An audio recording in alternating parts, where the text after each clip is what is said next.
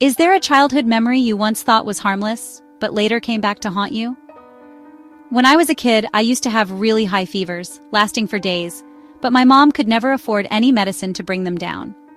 I had no other choice, so I just lay there delirious, soaked in sweat every night until I was 9 years old.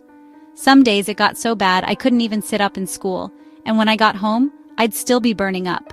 My mom and I lived together in a small basement apartment, and we had to share one room.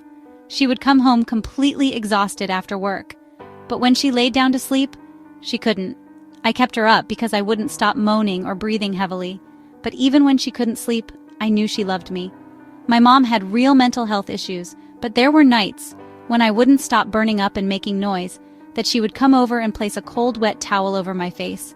She'd start with my forehead, then pull it down over my eyes, my nose, and even my mouth. And I thought she was just trying to cool me down.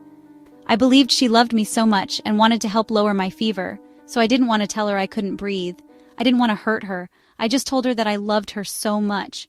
And after I said that, she cried really hard before we fell back asleep. Now that I have a child of my own, I understand how hard it is to cover a kid's whole face with a cold towel, knowing they're struggling to breathe.